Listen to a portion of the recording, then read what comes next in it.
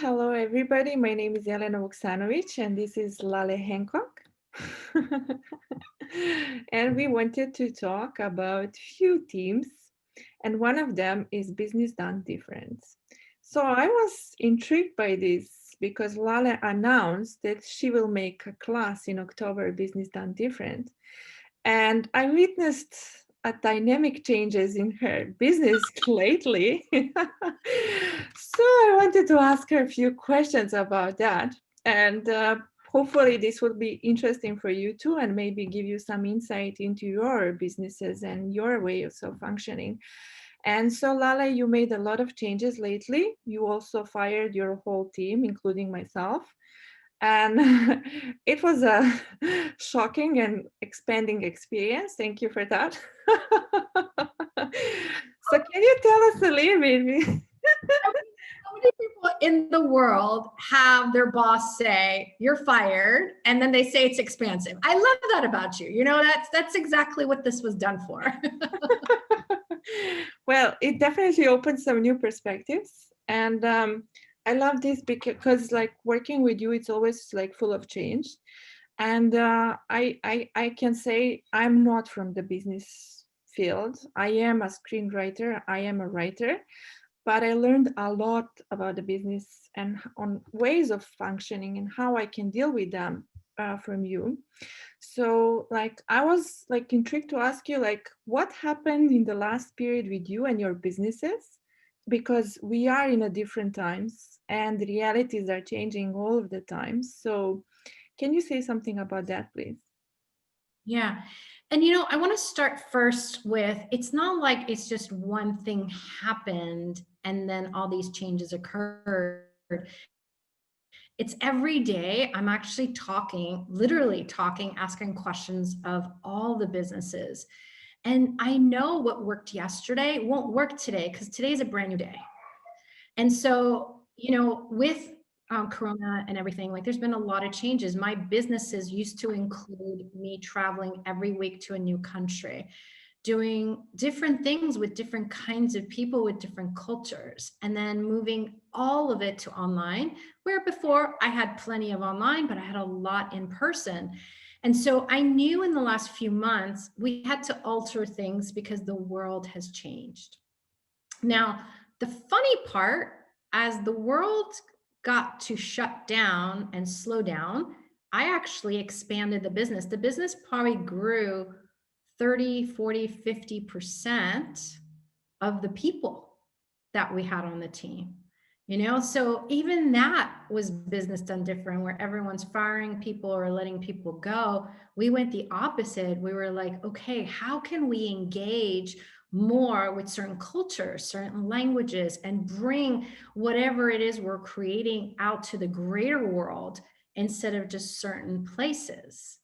So it started more like that. And then I realized, you know, we're going this way and every day is greater than it was yesterday, but it doesn't match the energy of where the businesses want to be. Yeah, I see.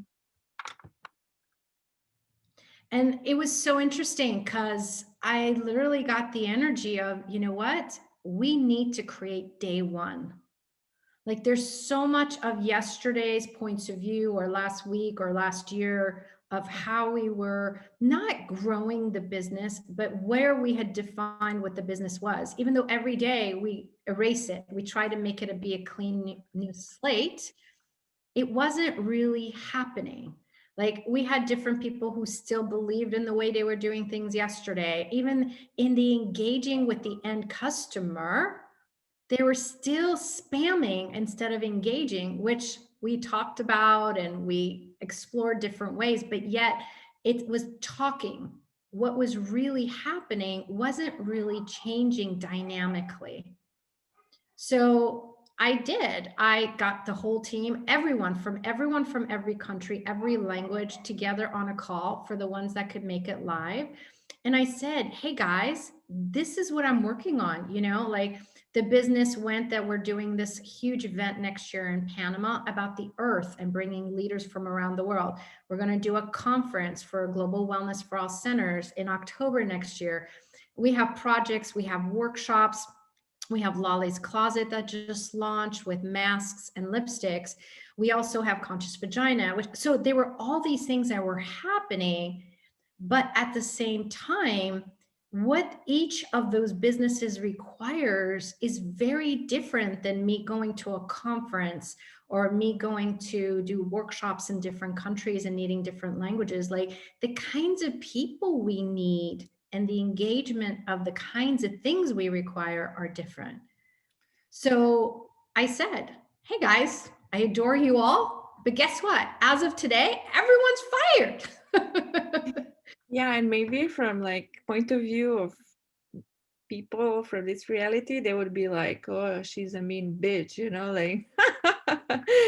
And then I just perceived it's a different kind of approach to it. And that's why I'm really intrigued by this business done different, because I can see through like the practice that you really use the tools of this like system. So it's like I'm also like I want to ask you about the team, because you said you included a lot of people, but what I perceived as being one of them is that you never impose stuff on the people. You always ask them to choose what they want to be part of or to contribute to. So it's like always a choice.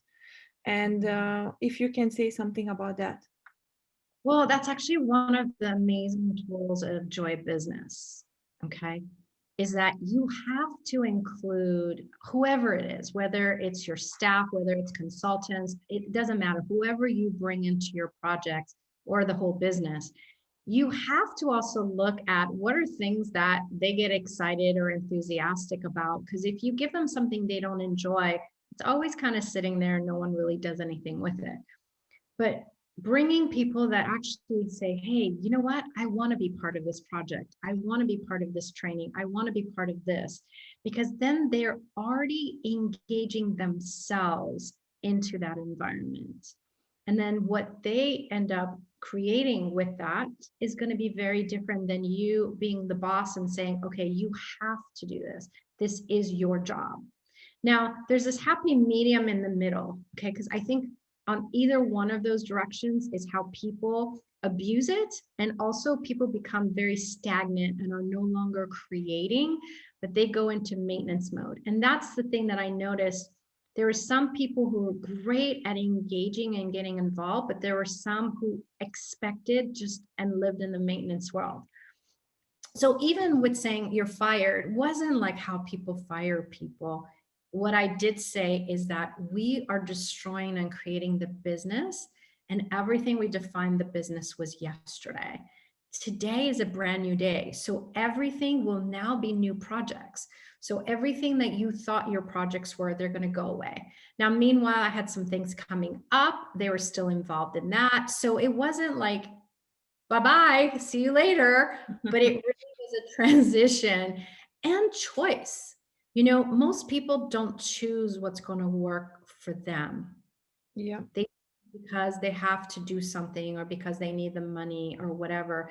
And for me, it's always been, hey, it works as long as it works. And then if it doesn't, we're actually going backwards. We're killing. We're no longer in that creation and actualization mode. We're actually killing the business. And I am not going to allow that, if that makes sense. Like we got to the space of, I was like, you know what? The future of where the business is going needs to have different kinds of people in it.